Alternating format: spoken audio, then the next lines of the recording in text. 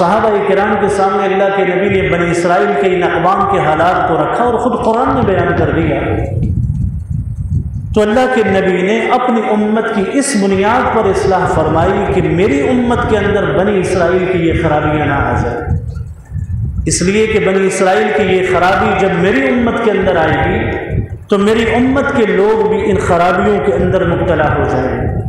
قرآن نے ان کی خرابیوں کا ذکر کیا، ان کے فساد کا ذکر کیا، ان کے مالی معاملات کے بگاڑ کا ذکر کیا، تاکہ رسول اکرم صلی اللہ علیہ وسلم کی امت کے اندر بنی اسرائیل کی وہ بگاڑ، وہ جرائم جو ان کی اپنی زندگی میں ہوتے تھے، رسول اللہ صلی اللہ علیہ وسلم کی امت کی زندگی میں یہ چیزیں نہ آئیں۔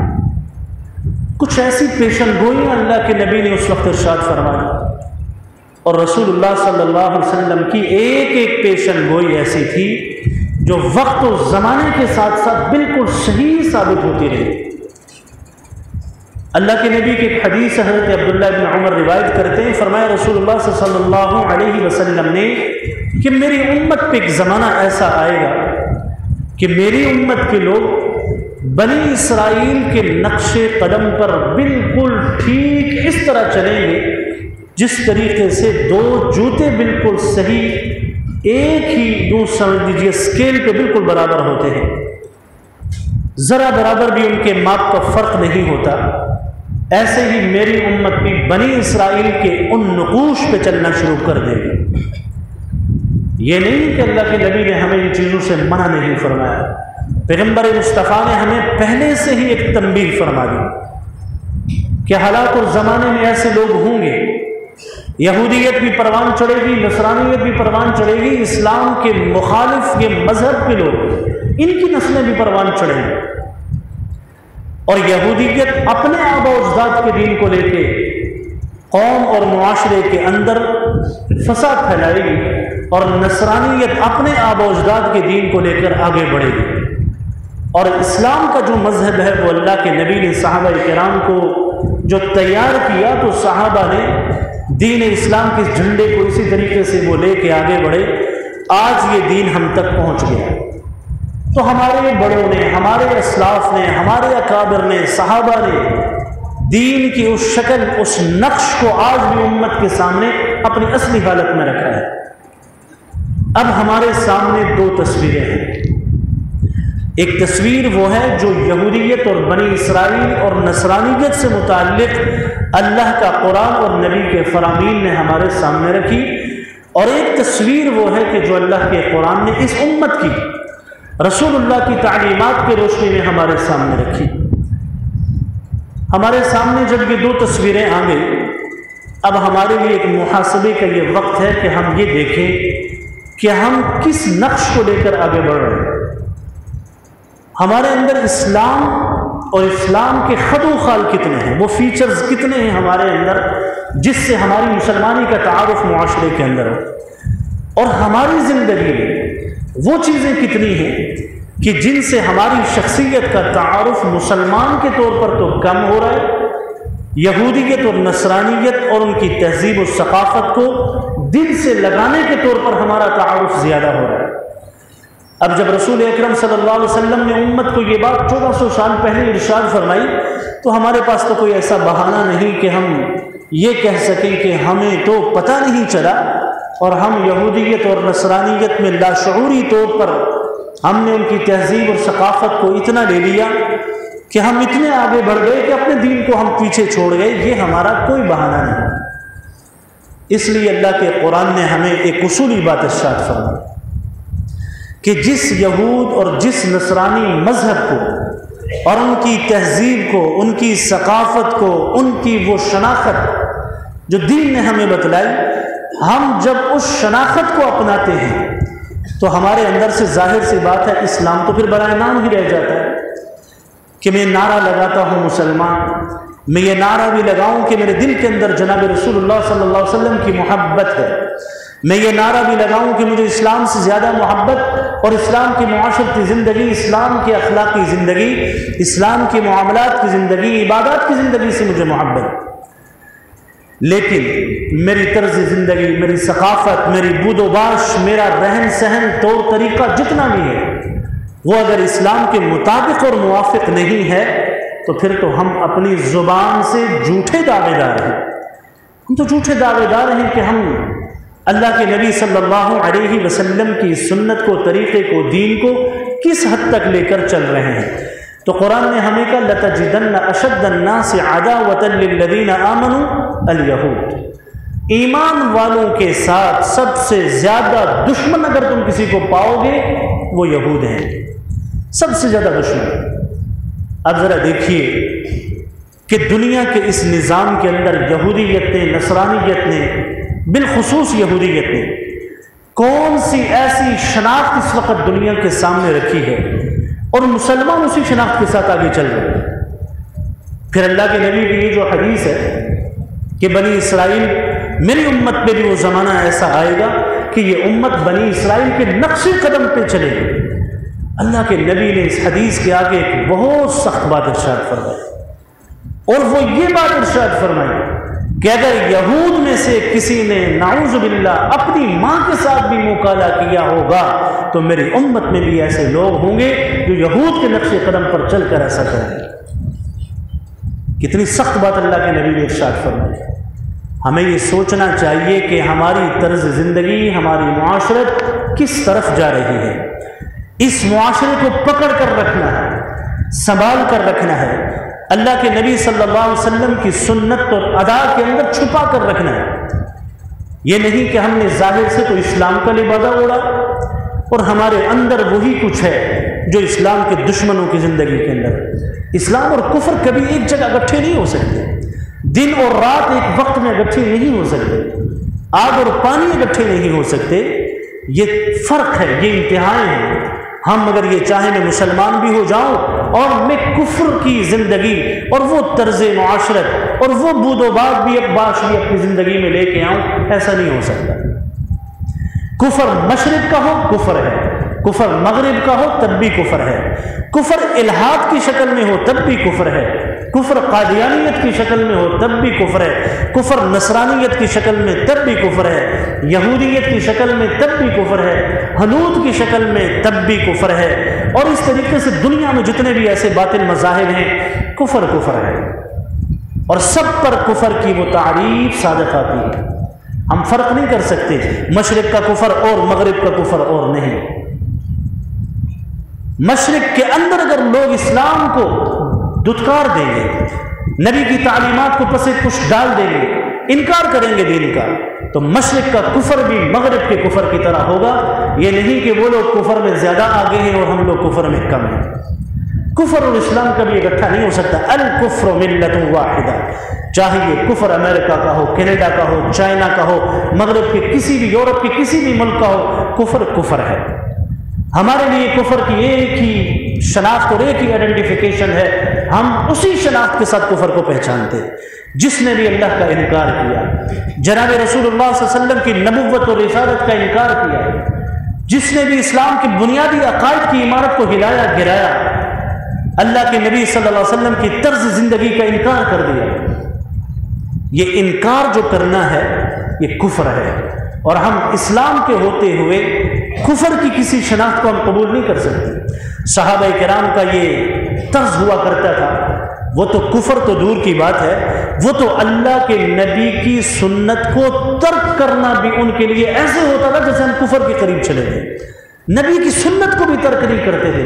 ادنا سے ادنا، ادنا سے ادنا، چھوٹی سی چھوٹی سنت کو بھی نہیں ترک کیا. بھلے سے ان کے سامنے دنیا کی رعنائیاں ہیں، ان کے سامنے بادشاہوں کا مزاج کیوں نہ ہو، وہ خود محل کے اندر کیوں نہ موجود ہوں، وہ جھونپڑی میں رہنے والے لوگ اگر اقتدار کے محلات تک بھی ہوتے تھے وہ نبی کی سنت کو نہیں چھوڑتے تھے. حضرت عثمان بن عفان رضی اللہ تعالی عنہ کو ایلچی بنا کر بھیجا مکہ کی طرف، تو حضرت عثمان رضی اللہ تعالی عنہ کی شلوار ٹخنوں سے اوپر تھی. نصف ساق رسول اللہ کی سنت ہے، نصف ساق تک کی پنڈلی ننگی رکھنا یہ اللہ کے نبی کی سنت ہے. ان ٹخنوں سے نیچے شلوار کا جو حصہ ہوتا ہے، اللہ کے نبی نے فرمایا وہ حصہ جہنم میں جلے گا. ہم کتنے شوق سے شلوار ٹخنوں سے نیچے لٹکا لیں، گناہ کبیرہ اسے کہا گیا. اب حضرت عثمان رضی اللہ تعالی عنہ ایلچی بنا کر گئے بنا کر بھیجے گئے۔ حضرت ابان بن سعید ان کے چچزاد بھائی تھے۔ انہوں نے حضرت عثمان بن عفان رضی اللہ تعالی عنہ سے کہا کہ بھائی جان، آپ اس وقت مکہ کی سرزمین پہ ہیں، اس سرزمین میں سرداران مکہ ہیں، قریش کے سردار بھی ہیں، اور آپ کا یہ جو لباس ہے نا کہ جس میں زیر جامہ، آج کل تو ہم شلواریں پہنتے ہیں، دھوتی کا رواج تھا، تو یہ جو زیر جامہ جو کپڑا شلوار ہے، یہ جو بھی پہنا ہے، آپ اسے تھوڑا سا اس ساق اور اس پنڈلی سے نیچے کر دیں۔ حضرت عثمان رضی اللہ تعالی عنہ نے اپنے بھائی ابان بن سعید کی اس بات کو رد کر دیا۔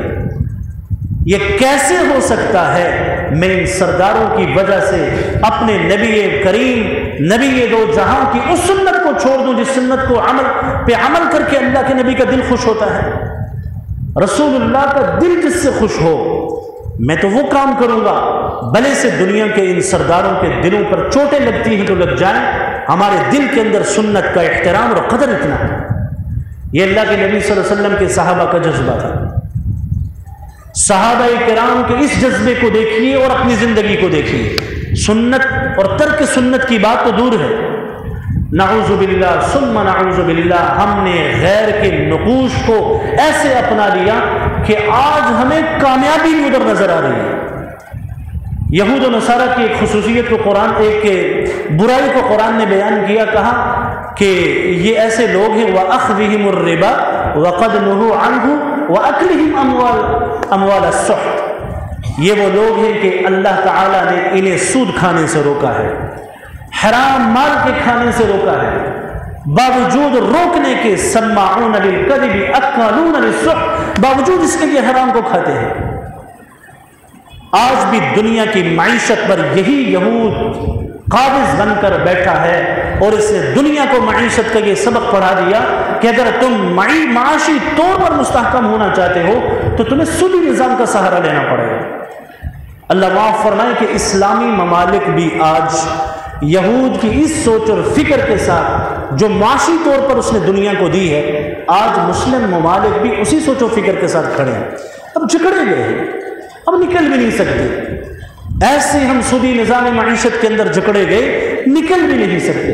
بھئی ایک اسٹیٹ اور ریاست کے سودی نظام کو آپ چھوڑ دیجئے، ہم یہ کہیں گے ہمارے حکمرانوں نے ایسا کیا، ہمارے بڑوں نے ایسا کیا، فلاں نے ایسا کیا، فلاں نے ایسا کیا۔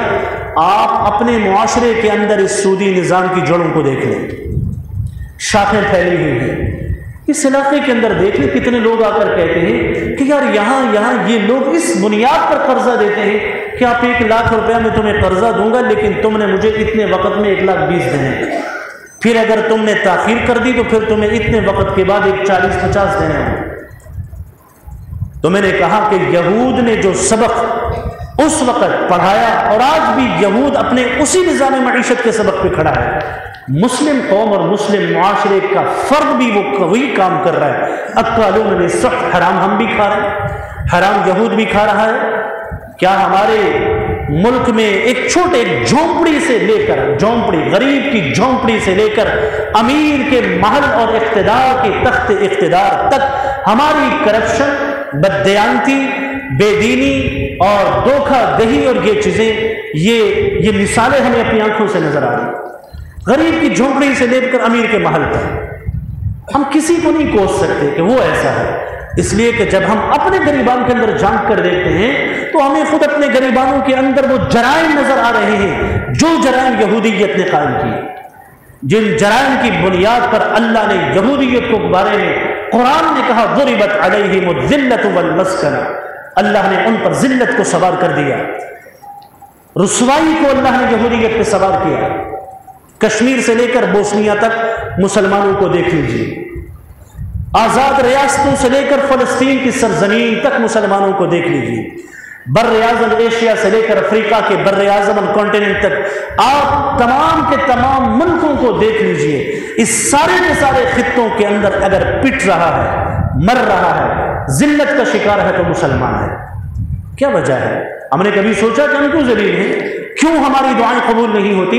ہم اللہ کے نبی کی اس حدیث جو 1400 سال پہلے رسول اللہ نے ارشاد فرمائی، ہم آج اس کے مطابق یہودیت کے نقش قدم پر بالکل اسی طریقے سے چل رہے ہیں، کھڑے ہیں۔ लाशऊरी तौर पर नारा दीन का, नारा ये है कि हम मुसलमान, लेकिन उसके बावजूद हमारी तर्ज मुआशरत, हमारी घरेलू ज़िंदगी, हमारे खुशियों के मौके और हमारी मुआशरती ज़िंदगी, हमारे अखलाक, हमारी मामलात की ज़िंदगी, ये सारी की सारी ज़िंदगी यहूद और नसारा की तहजीब से भरी पड़ी है। सुन्नत की तो शक्ल ही नज़र नहीं आ रही। हाँ, इबादत का एक माहौल ऐसा है, इस माहौल में हम गैर मजहब की किसी चीज़ को नहीं ला सकते कि नमाज में हम गैरों की तौर तरीके को ले आएं, फिर तो हम ईमान से भी चले जाएंगे। हम इबादत को देख के खुश हैं कि नमाजें ठीक हैं, लेकिन हमें ये मालूम नहीं कि इबादत तो दीन का एक हिस्सा है। बिल्कुल इसके अंदर इखलास होना चाहिए, तवज्जो होनी चाहिए और लिल्लाहियत होनी चाहिए, और अल्लाह ताला के सामने खड़े होने के वो सारे आदाब हमें सीखने चाहिए। लेकिन हमें अपने मामलात की ज़िंदगी में देखना, अपनी मुआशरती ज़िंदगी को देखना, अपनी अखलाकियात की ज़िंदगी को देखना, मुआशरा इस बेरहमी का शिकार है कि यहूद ने दुनिया को ये बताया कि फहाशी और यानियत आज़ादी का नाम है। आज हमारी मुस्लिम कौम की बेटियों ने उसी फहाशी को, उसी औरियानियत को लेकर, आज़ादी का नाम देकर वो इस औरियानियत के रास्ते पर चल रही है। क्या हम यहूद के नक्शे कदम पर नहीं हैं? क्या अल्लाह के नबी ने जो बात 1400 साल पहले इरशाद फरमाई थी, क्या पैगंबर मुस्तफ़ा सल्लल्लाहु अलैहि वसल्लम की उस हदीस का हम मिज़ाक नहीं है? सर से लेकर पांव तक आज का नौजवान सीरत के नक्शे में, नबी की सीरत के नक्शे में कम है। यहूद और नसरानियत के यूं समझ लीजिए तहजीब, सकाफत और कल्चर में ज्यादा है। ये बहसीयत मुसलमान हमें ये चीजें समझनी है। हम सुन्नत से जितना दूर हो गए, हम कुफर के इतना करीब चले जाएंगे। आज सुन्नत के करीब होते हुए कभी तो हमारे सामने अपनी बरादरी आ जाती है, कभी तो हमारा मुआशरा सामने खड़ा हो जाता है। कैसे ऐसा करें? बड़ा मुश्किल है भाई। ये जो हम अपनी तमन्नाओं का खून करेंगे ना, अपनी चाहतों का खून करेंगे, और अल्लाह के नबी की सुन्नत और तरीके को उठाने के लिए अपनी चाहत का खून करना, अपने मफादात का खून करना और अपनी तमन्नाओं और आरज़ुओं का खून करेंगे, अल्लाह की कसम हमारे उठने का, तरक्की का और अल्लाह के क़ुर्ब और महबूबियत का वही मकाम होता है। जब हम अपनी तमन्नाओं का खून करेंगे, उसी लम्हे हम अल्लाह के मकबूल बंदे बन जाएंगे। लेकिन मसला यह है कि हमारे लिए इन तमन्नाओं का खून करना बड़ा मुश्किल है। तो ये बात जहन में रखिए, यहूदियत ने जिस औरियानियत और फहाशियत का दर्स और दुनिया को दिया, मुसलमान कौम ने उस दर्स को ले लिया। यहूदियत ने माशी तौर पर सूद का सबक दुनिया को पढ़ाया, मुसलमान कौम ने सूद के उस दर्स को ले लिया। अल्लाह के नबी कुरान ये कहता है कि यहूदियत के एक खासा ये होता था, वो जादू टोने टोटके किया करते थे। हत्ता कि हजरत सुलेमान अलैहिस्सलाम की सल्तनत के बारे में कहते थे कि सुलेमान अलैहिस्सलाम की जो इतनी वसी सल्तनत है, हवाओं पे उड़ते हैं, परिंदों की बोलियां समझते हैं, बोलते हैं, तो वो ये कहते थे कि सुलेमान अलैहिस्सलाम की सल्तनत भी जादू की मरहून मिन्नत है। इसलिए फिर उनके ज़माने में लोगों ने जादू को सीखना बहुत शुरू कर दिया। वो सारी चीज़ें आज के मुआशरे के अंदर एक मुसलमान की ज़िंदगी में हैं या नहीं है? यहूदियत ने सबसे पहले फ़िरक़ावारियत को परवान चढ़ाया। आज फ़िरक़ावारियत का बाजार हमारे मुआशरे में भी गर्म है या नहीं? रोज़गार बना लिया लोगों ने फ़िरक़ावारियत को, उम्मत के इफ्तिराक और इत्तिहाद को परा परा करके इफ्तिराक का जो है नमूना बनाकर रख दिया। ये सारी वो चीज़ें हैं, हग वल नाल बिन नाल। अल्लाह के नबी ने मिसाल देकर हमें समझाया था, जैसे जूते बराबर हैं, मेरी उम्मत के लोग भी बनी इस्राइल के नक्शे कदम पर इसी बराबरी के साथ चलेंगे। मुहासबा करना है अपना, और सहाबा किराम के उस जज्बे को सलाम पेश करना चाहिए कि जो जज्बा लेकर सहाबा दुनिया की बड़ी बड़ी ताकतों के बादशाहों के सामने जाते थे, पर अल्लाह के नबी की सुन्नत को नहीं छोड़ते थे। जुसामा कनानी शाह हेरकल, रोमन एम्पायर यानी हेरकल रोम की सल्तनत के सामने खड़े हो गए, और जैसे ही वहां पहुंचे दरबार में, हेरकल के दरबार में, सोने की एक कुर्सी समझ नहीं सके, उसमें बैठ गए। बैठने के बाद जब देखा कि तो सोने गोल्ड की है, फौरन उठ गए। तो बादशाह और दरबारी हंसने लगे कि हमने तो तुम्हारे एहतराम के लिए सोने की कुर्सी बिछाई है, तुम बैठ के एकदम ऐसे उठ गए जैसे करंट लग गया। उन्होंने कहा कि मेरे नबी सल्लल्लाहु अलैहि वसल्लम ने एक मुसलमान को सोना इस्तेमाल करने से मना फरमाया है। किस दरबार में जाकर अल्लाह के नबी की कौन सी सुन्नत को जिंदा किया? اور وہ حضرت حذیفہ کا واقعہ، نوالا گر گیا اور کسرا اور ایران کے بادشاہ جس کے دسترخوان پر اور بھی بادشاہ بیٹھے تھے، تو ساتھی نے اشارہ کر کے کہا گرے ہوئے نوالے کو مت اٹھاؤ، یہ لوگ سمجھیں گے کہ یہ بھوکے ہیں، لالچی ہیں۔ تو حضرت حذیفہ کہنے لگے اَأَتْرُكُ سُنَّةَ حَبِيبِي لِهَؤُلَاءِ الْحُمْقَاءِ، میں ان بے وقوفوں کے لیے اللہ کے نبی کی سنت کو میں کیسے چھوڑ دوں۔ صحابہ کے اس جذبے کو سلام پیش کریں، کاش یہ جذبے ایک مسلمان کے دل کے اندر آ جائیں، اپنے نبی کی سنت سے محبت، دین سے محبت، تب جا کر یہ دنیا ترقی کرے گی۔ عزتیں قدموں میں اللہ دنیا کی ساری طاقتوں کو آ کر ڈال دیں گے، اور ہمارے پاؤں میں کامیابی ہمارے قدموں کو چومے گی، اور یہ ساری کی ساری کامیابی دین کے اندر ہے، سیرت کے اندر ہے۔ جس یہود و نصارہ کو ہم اپنا دوست سمجھتے ہیں، دوستیوں کا ہاتھ بڑھاتے ہیں، یہ جو ہمارے ملکی سطح پر، جو ہماری سفارتی سطح پر جو تعلقات ہیں، اس سے ہٹ کر میں بات کرتا ہوں، دوستی الگ چیز ہے۔ دوستی کا ہاتھ بڑھانا جسے ہم موالات کہتے ہیں، ایک مدارات ہے، ایک موالات ہے۔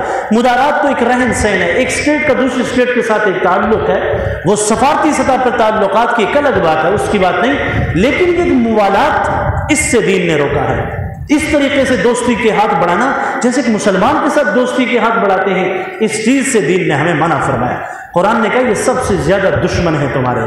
اللہ جل جلالہ ہم سب کو دین اسلام کی سمجھ نصیب فرمائے، ہم سب کو سیرت نبوی سے محبت نصیب فرمائے، اللہ ہمیں عمل کی توفیق عطا فرمائے۔ ابھی آپ حضرات کے سامنے بیٹا ہے چھوٹا، اس کا قرآن مکمل ہوا تو یہ اپنے پہلے پارے کی اختتامی آیات کی تلاوت کرے گا اور اس کا قرآن مکمل ہوگا، اس کے بعد انشاءاللہ آپ حضرات سنتوں جو ہے وہ ادا فرمائیں گے۔